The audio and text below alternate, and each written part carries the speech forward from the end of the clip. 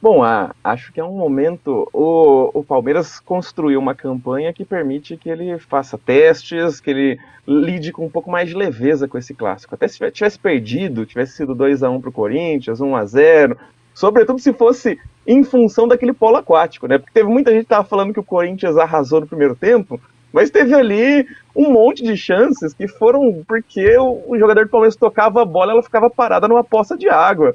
E aí o Murilo recuava para o Everton e a bola corria porque o campo estava completamente encharcado.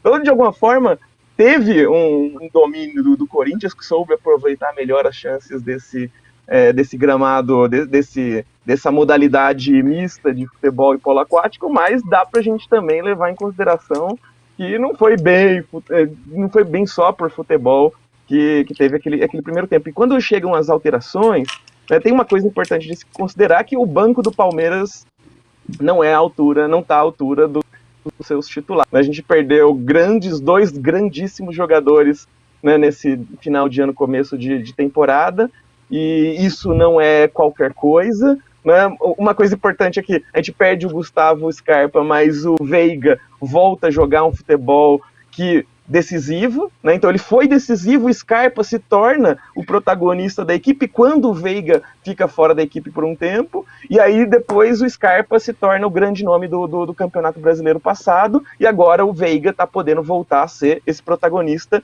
o cara que faz essa equipe ganhar ou empatar, ou pelo menos seguir viva nas disputas que ele está, né? Então, de alguma forma, isso para mim foi um dos pontos mais importantes desse duelo. Né? 2 gols ali de bola parada com o protagonismo total do Veiga. E aí, com relação às substituições, né, de alguma forma, eu sinto que esse banco não está à altura, e também é importante que o Abel tenha cuidado para não queimar os jovens. Né? A gente está com uma puta de uma expectativa, pode falar palavrão aqui no Acho que programa? sim, A gente né? está com Acho que pode. A uma gente vem de expectativa muito grande. madrugada. Pois é, né? Bom, tampem os ouvidos aí quem não quiser ouvir essa palavra.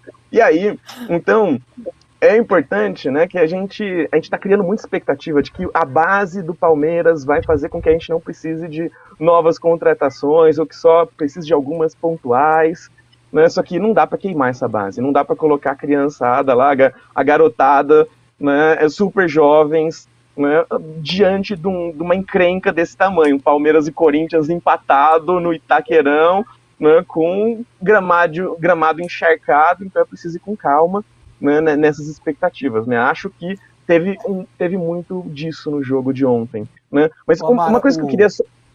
Fala, Pode falar, fala. Júlio. Não, não, Diga, só diga, diga. quero ficar. Antes de você complementar, só um comentário do Severino aqui no nosso chat no YouTube. Uhum. O Abel não errou nada.